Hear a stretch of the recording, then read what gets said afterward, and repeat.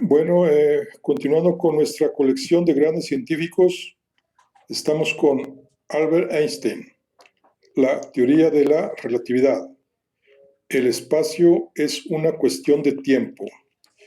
Y estamos en el capítulo 2. Vamos a continuar con el capítulo 2,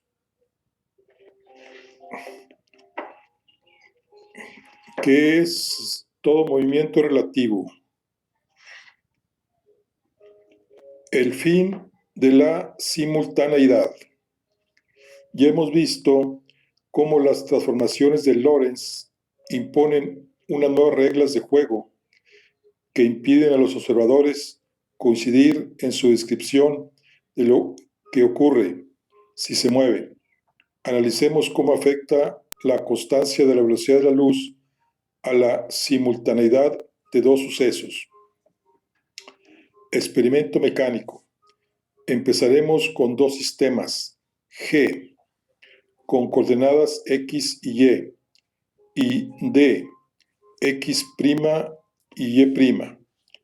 Habitan un universo donde el tiempo fluye igual en todos sus puntos, así que los observadores de uno y otro sistema pueden comparar sus relojes y comprobar que marchan al mismo ritmo.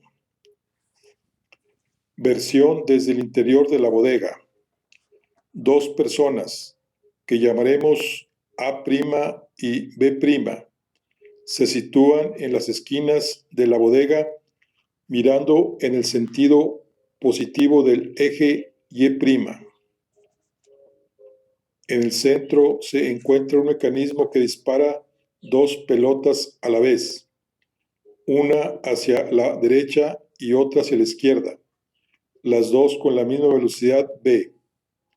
Despreciamos la acción de la gravedad curvando su trayectoria hacia el suelo y también el rozamiento del aire. Una tercera persona, C', se coloca entre A' y B' frente al mecanismo. A', B' y C' han sincronizado sus relojes y cada uno recibe la misión de registrar un suceso distinto. El primero, el golpe de la pelota en la pared de la izquierda. El segundo, el golpe de la pelota en la pared derecha. Y C', el momento en que el mecanismo las dispara. Cuando el mecanismo lanza las dos pelotas, C marca el tiempo de T' igual a 0 en su reloj. Cuando A' y B' contemplan el golpe de cada pelota contra la pared que le corresponde, marcan T1' y T2'. Las dos pelotas recorren la misma distancia, o sea, L' entre 2, con la misma velocidad.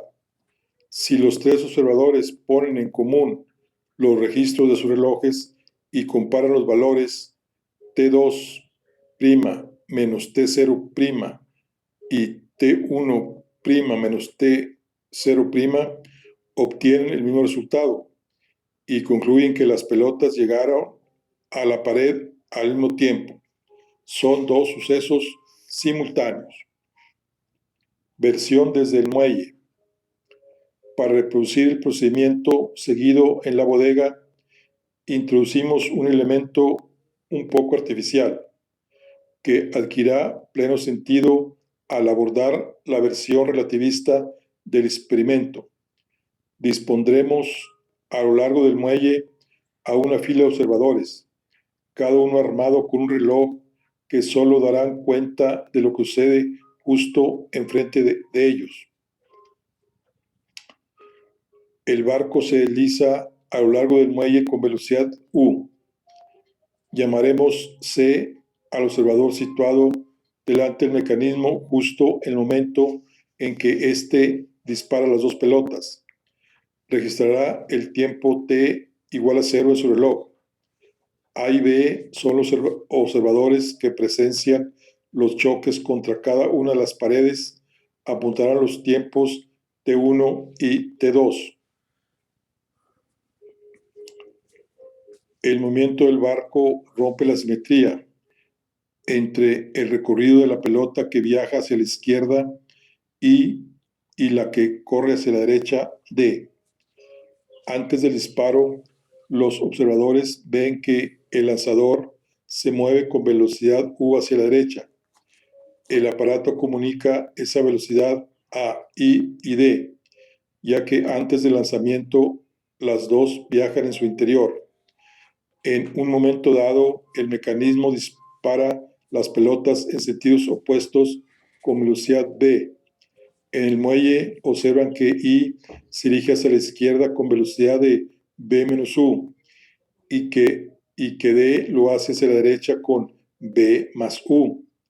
Desde su punto de vista, I es más lenta y D más rápida. Para A' y B' eran igual de veloces. Esta diferencia de velocidad hará que golpeen las paredes en momentos distintos. No, porque I advierte cómo la pared de la izquierda sale a su encuentro a velocidad B, mientras que D comprueba cómo su pared se aleja de ella a la misma velocidad. Ambos efectos se compensan. La pelota más lenta recorre menos distancia y la más rápida hace frente a un recorrido más largo. Al final, alcanza las paredes al mismo tiempo. Si A, B y C se reúnen y comparan sus relojes, comprobarán que T2 menos T0 y T1 menos T0 valen lo mismo. Los sucesos siguen siendo simultáneos. Experimento electromagnético. Sustituimos el mecanismo lanzador y las pelotas por una linterna con una doble lámpara. Al encender, proyecta dos haces luminosos, radiación electromagnética. Uno de ellos se dirige hacia la derecha y el otro hacia la izquierda. Versión desde el interior de la bodega. En esencia, el experimento es muy similar al anterior, como lo es el resultado. De nuevo, T2' menos T0' es igual a T1' menos T0'. Los sucesos son simultáneos. Versión sobre el muelle. Si recordamos la asimetría que introducía el desplazamiento del barco, la constancia de la velocidad de la luz impedirá que se compense en este caso. El movimiento de la doble linterna no se comunica a la luz, ni para aumentarla ni para mermarla. Los observadores del muelle llegan a la conclusión de que los haces I y D son igual de veloces. Eso sí, contemplan cómo la pared de la izquierda sale al encuentro del haz I y cómo la pared de la derecha se aleja de D. Por tanto, I alcanza su destino antes que D. Los dos sucesos ya no son simultáneos en G. De la contracción del espacio. Vamos a seguir explorando las consecuencias de la constancia de la velocidad de la luz dentro del marco del principio de relatividad. Plantearemos una situación donde los dos observadores G y D asistirán al mismo conjunto de fenómenos desde perspectivas diferentes y les pediremos que extraigan de ellos el valor de una distancia. Como en el experimento anterior, contaremos la historia desde cada punto de vista y al final compararemos sus resultados. Experimento mecánico. Dos personas, A' y B', se sitúan en las esquinas de la bodega, mirando en el sentido positivo del eje Y'. En la pared izquierda instalamos un lanzador automático que cuando se active arrojará una pelota con una velocidad definida B. El fenómeno físico que estudiaremos, en este caso mecánico, consiste en lanzamiento y la parada de la bola, y nos vamos a servir de él para medir la longitud de la bodega. Esa distancia será el espacio que recorra la pelota desde que sale del disparador hasta que choca contra la pared de la derecha. Versión desde el interior de la bodega. A' y B' consideran que se encuentran en reposo. A' registra el momento de lanzamiento en su cronómetro, T1 igual a 0. Cuando la pelota choca contra la pared, P' marca el instante con su reloj, T2'.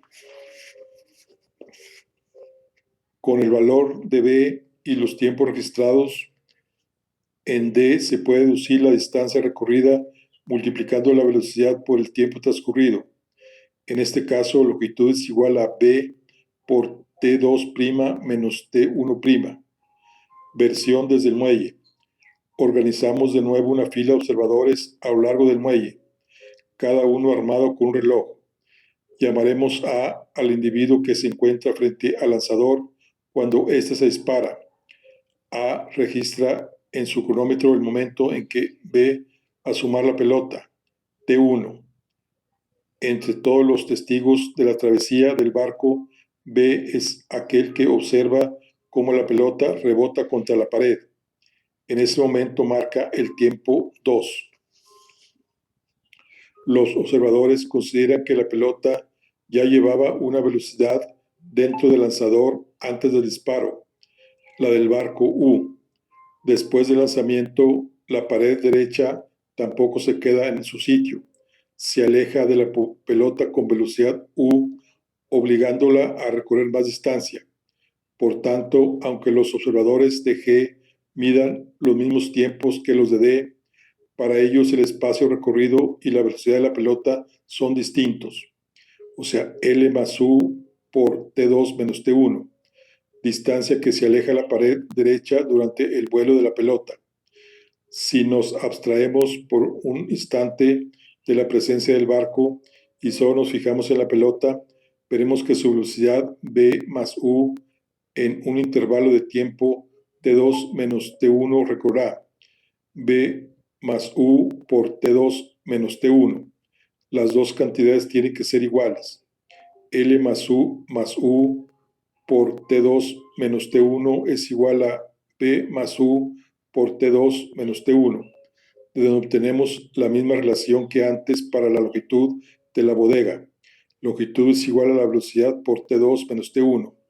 Podemos concluir que, vista desde el muelle, la pelota tiene que recorrer más distancia, porque la pared se aleja de ella, pero al mismo tiempo va más deprisa, porque incorpora la velocidad del barco.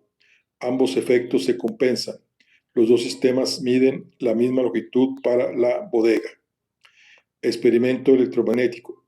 Sustituimos el lanzador por una linterna y la pelota por un haz luminoso. De nuevo, radiación electromagnética. El único elemento común para los sistemas G y D será el valor de la velocidad de la luz. Todos los relojes que participan en la experiencia han salido de la misma cadena de montaje, pero solo podremos asumir que dos mecanismos marcan la misma hora, si coinciden en el mismo sistema de referencia. Para traducir coordenadas de un sistema a otro, ya sean espaciales o temporales, tendremos que recurrir a la transformación de Lorentz. Versión desde el interior de la bodega. Como en la versión mecánica del experimento A', registra el momento en que la onda escapa de la linterna y B' cuando alcanza la pared opuesta, entre ellos. O sea, longitud L' es igual a C por T2 menos T1. Versión desde el muelle. Desde el muelle, los observadores ven que la pared derecha se aleja, pero que la onda luminosa corre con la misma velocidad C. Advierten que antes de tocar la pared, la luz tuvo que recorrer la longitud de la bodega más la distancia que recorrió el barco entre T1 y T2. o sea, L más U por T2 menos T1. Por otro lado, si nos olvidamos del barco en un intervalo de tiempo T2 menos T1, la luz recorrió un espacio, C por T2 menos T1 igual a X2 menos X1, igualando una y otra expresión como antes, L más U por T2 menos T1 igual a C por T2 menos T1 igual a X2 menos X1. Y aplicando las transformaciones de Lorentz se obtiene el sorprendente resultado. L igual a beta por L', donde beta es igual a raíz cuadrada de 1 menos U al cuadrado sobre C cuadrada. Como la velocidad del barco es menor que la de la luz, o sea, U es menor que C, el factor B es menor que 1 y la magnitud de L es menor que L'. Es decir, en G llegan a la conclusión de que el valor de la longitud de la bodega es menor que el que han deducido en D. Esta es la llamada contracción de Lorentz.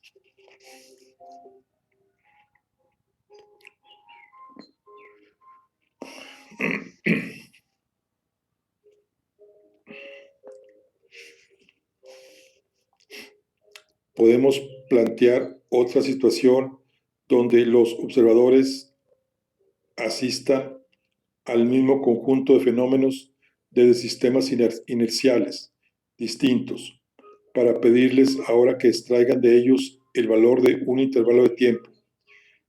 Sobre la electrodinámica de los cuerpos en movimiento, Einstein se sirvió de un razonamiento más directo, partiendo de dos sistemas G y D, donde D se desplaza con respecto a G con una velocidad U uniforme. Citó un reloj justo en el origen de coordenadas de D y se preguntó, ¿cuál es el ritmo de este reloj cuando se considera desde el sistema en reposo? La respuesta que obtuvo después de aplicar una transformación de Lorentz fue T' es igual a T menos paréntesis 1 menos beta por T. A la vista de la ecuación concluía, se sigue que la lectura del reloj considerado desde el sistema en reposo se retrasa cada segundo en 1 menos beta segundos.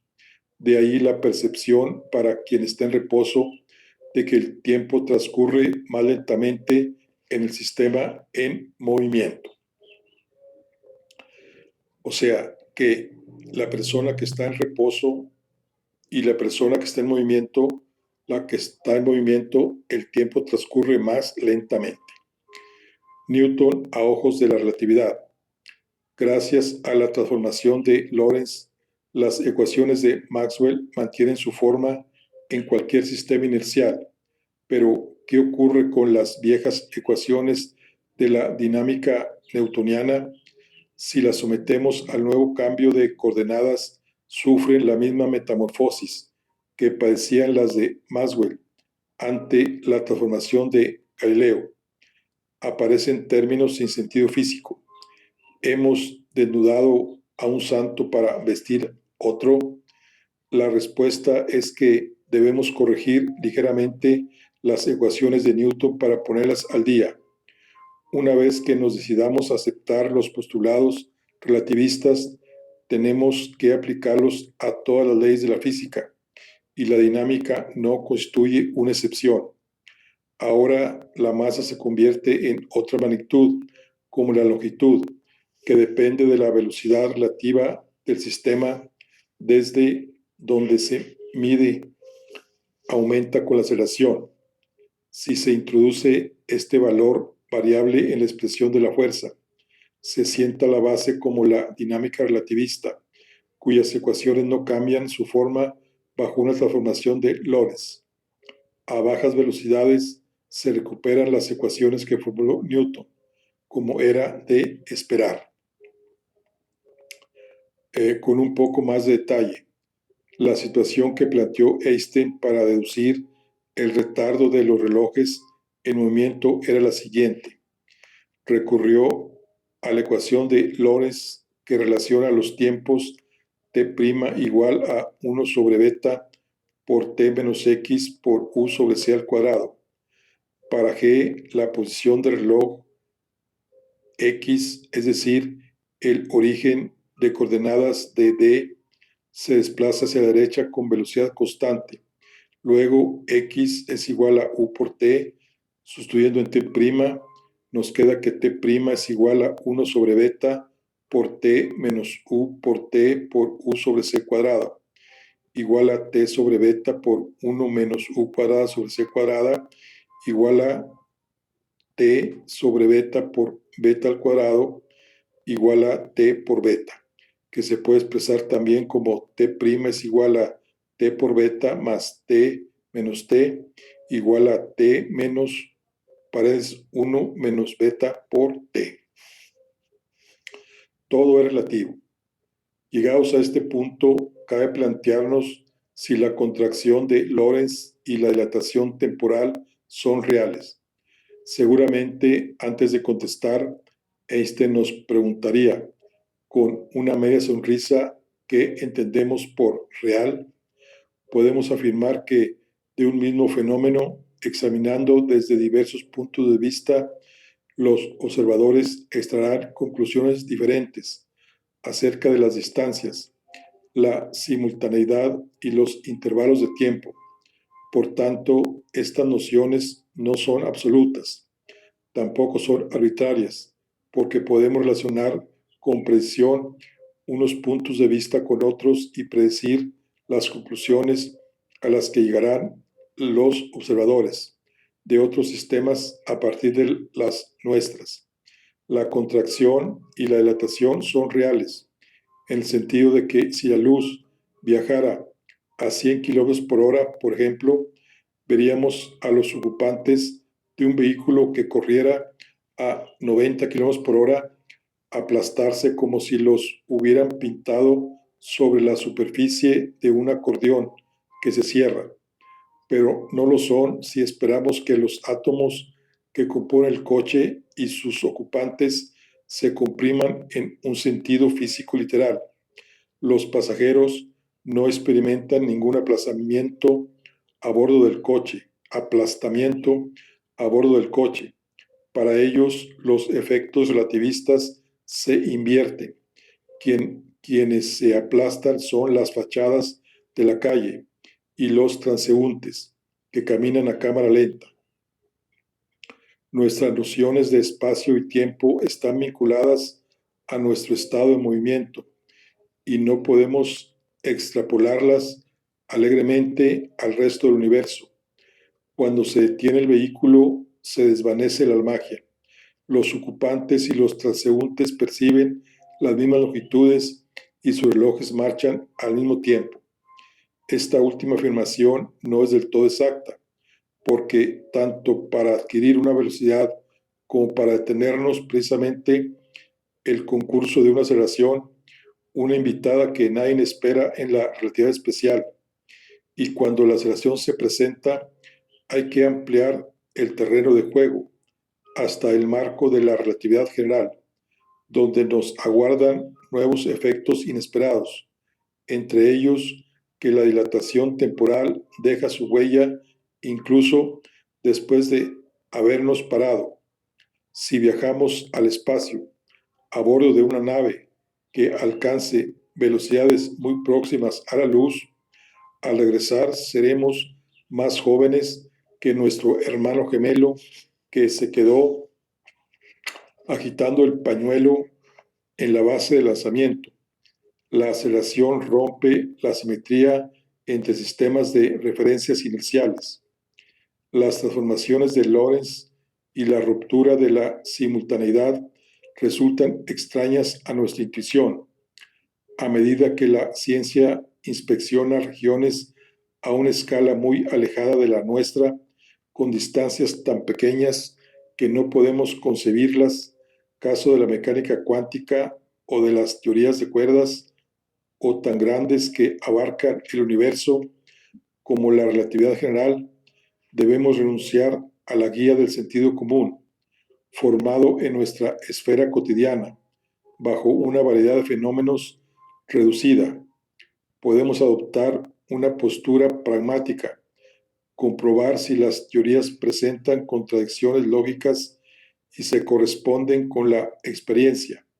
Si sus conclusiones resultan simplemente sorprendentes, la culpa no es de la física, sino de nuestros limitados rangos de experiencias. En el mundo de Newton y Galileo, cada suceso repercute en todo el espacio de modo instantáneo, así que la simultaneidad adquiere sentido. En el mundo relativista no podemos ponernos de acuerdo con tanta celeridad. La información corre a lomos de viajeros que, como máximo, se desplazan a la velocidad de la luz. Solo podemos responder de nuestras mediciones y comunicarnos con el resto del universo lanzando sondas en forma de rayos luminosos. Por ejemplo, a partir de los datos que nos devuelvan, construiremos nuestra imagen de lo que ahí sucede.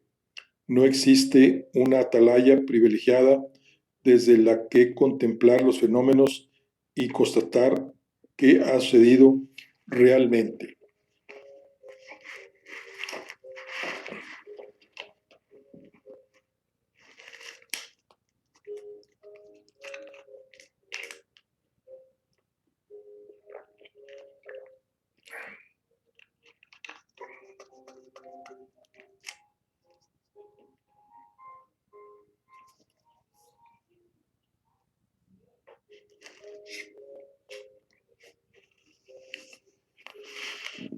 Un rayo inalcanzable. Al completar sobre la electrodinámica de los cuerpos en movimiento, Einstein pudo contestar por fin la pregunta que le había asaltado en Italia a los 16 años. ¿Qué sucedería al tratar de alcanzar un rayo luminoso? Hoy en día la respuesta forma parte del acervo popular.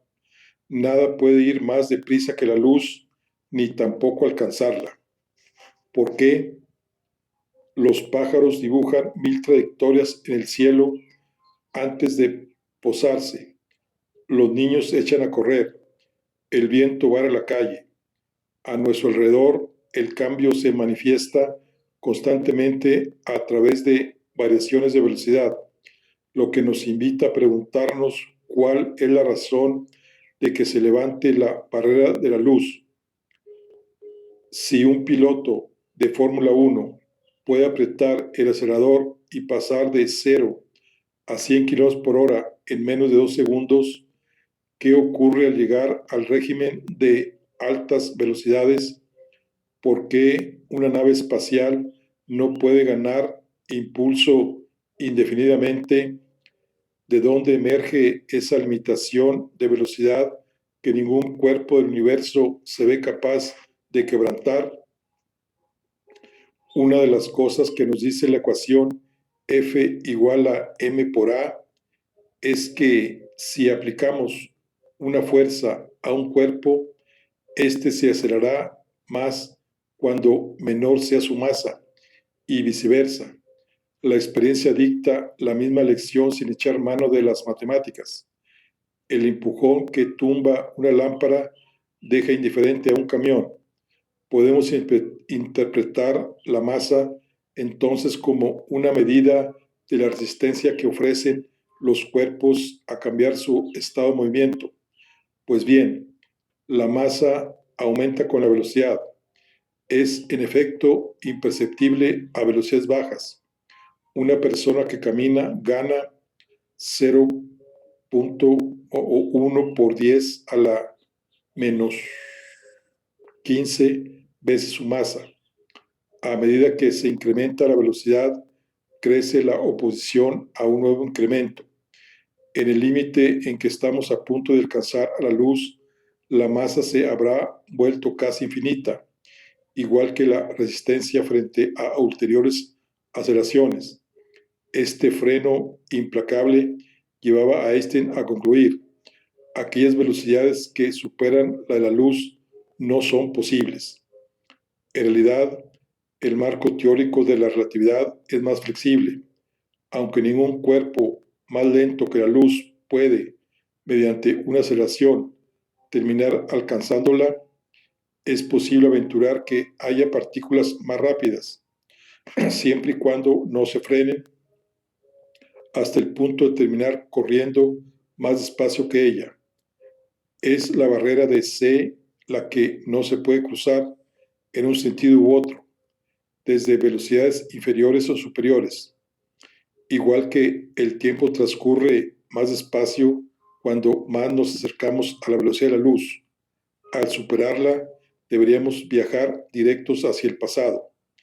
La existencia de partículas supralumínicas resulta teóricamente estimulante, aunque a cambio acarrean bastantes quebraderos de cabeza, presumibles violaciones de la causalidad y la posibilidad de enviar mensajes hacia atrás en el tiempo.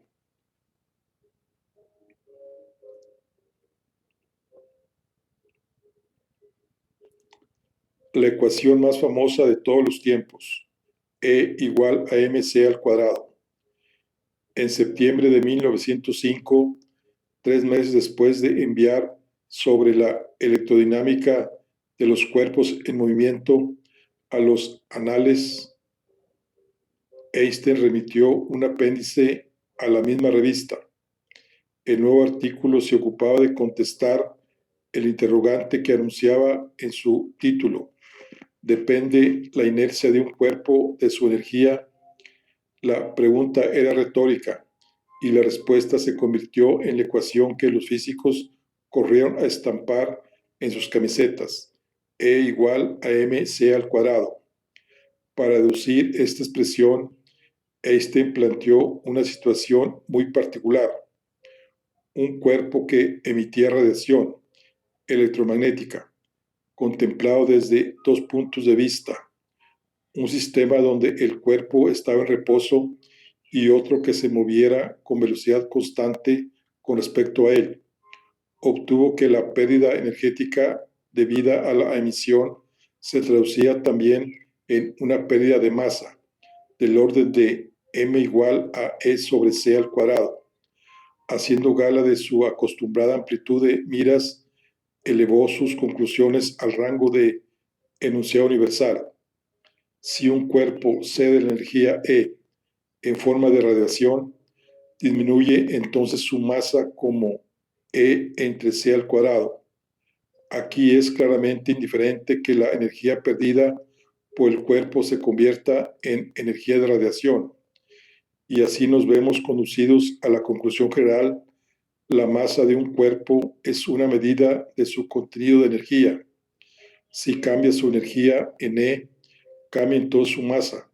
En el mismo sentido, en E sobre 9 por 10 a la 20.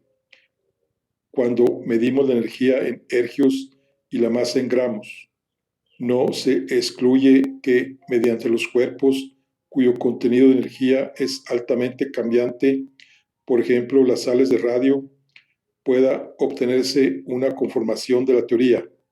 Si la teoría se muestra de acuerdo con los hechos, la radiación transmite inercia entre los cuerpos emisores y absorbentes.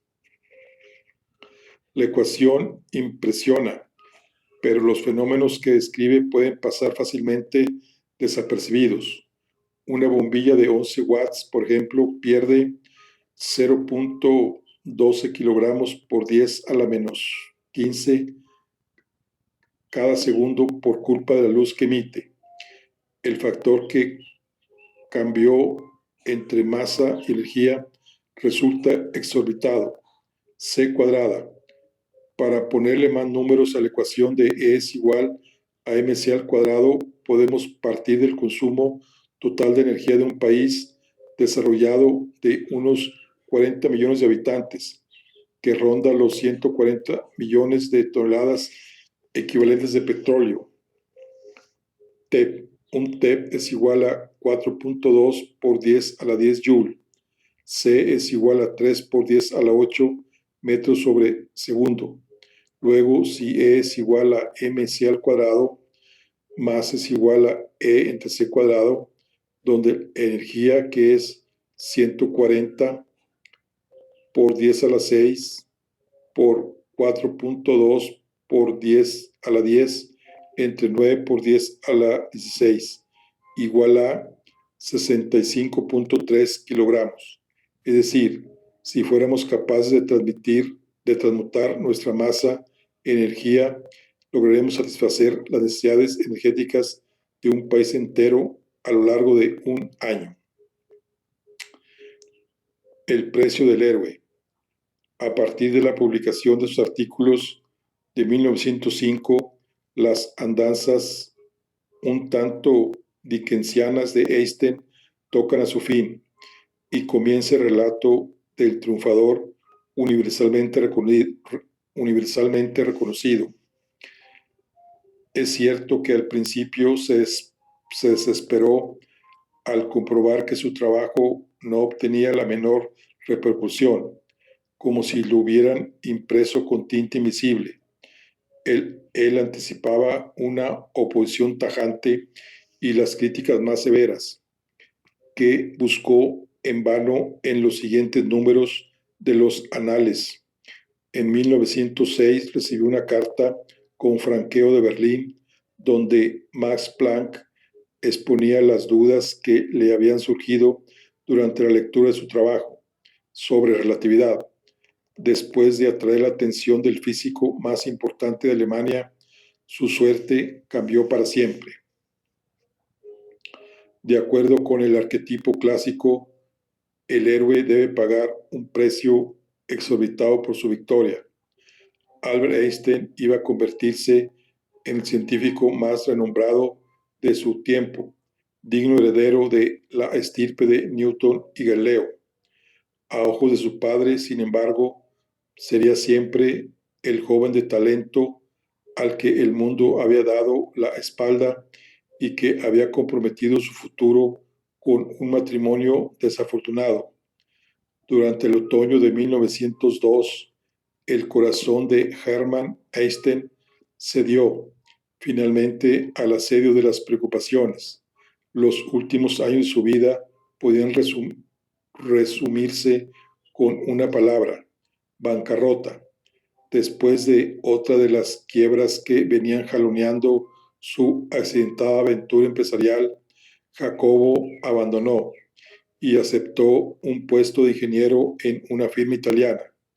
Con su formación, Hermann no podía permitirse una salida tan fácil y siguió perdido en el laberinto de sus negocios.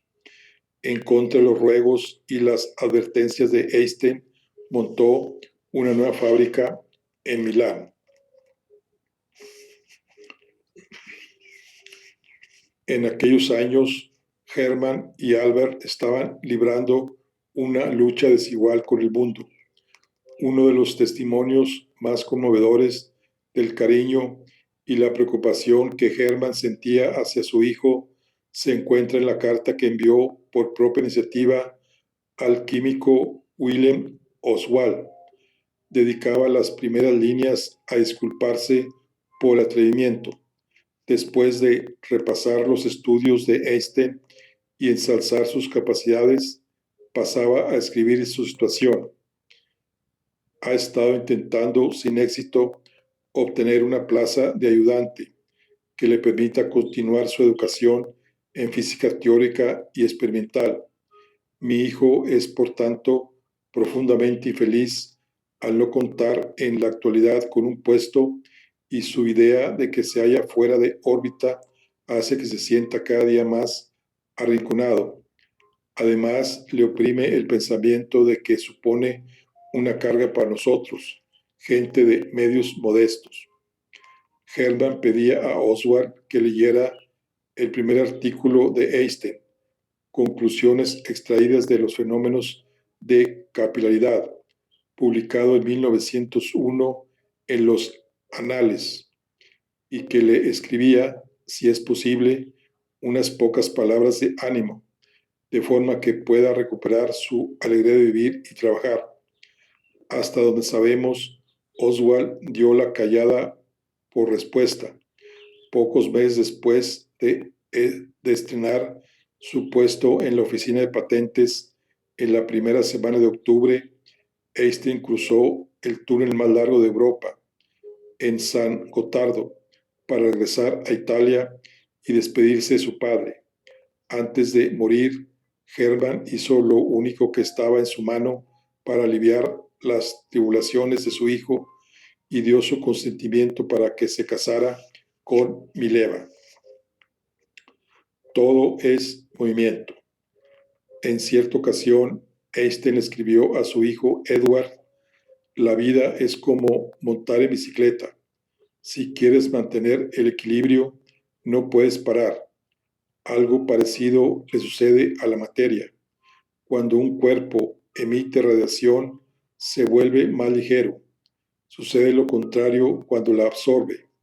La energía cinética vinculada al movimiento también genera su propia masa. La luz, por ejemplo, solo presenta masa en virtud de su movimiento y carece de masa en reposo.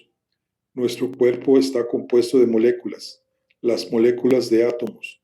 Dentro de un átomo, la masa se concentra sobre todo en el núcleo, donde los neutrones y protones están formados por quarks, el propio nombre de la fuerza que los mantiene unidos, la interacción fuerte y de la partícula responsable de esa unión, el gluón, del inglés glue, pegamento, sugieren el motivo. Resulta extremadamente difícil separarlos. La interacción fuerte es la más poderosa de la naturaleza y en lugar de debilitarse, se crece cuando intentamos distanciar los quarks. No podemos verla como una atracción instantánea a la manera de Newton, sino como un intercambio constante de gluones que se crean y se destruyen sin cesar, transportando la fuerza. Todo ese movimiento de mensajeros de la fuerza que van y vienen entre quarks y creándose y aniquilándose se traduce en masa. Se puede afirmar que más del 90% de nuestra masa no es otra cosa que el movimiento de las partículas que nos componen. Bueno, aquí concluimos lo que es el capítulo 2 de nuestro libro de Einstein, la teoría de la relatividad. Estamos en la colección de grandes científicos. Nos vemos en la siguiente. Hasta luego.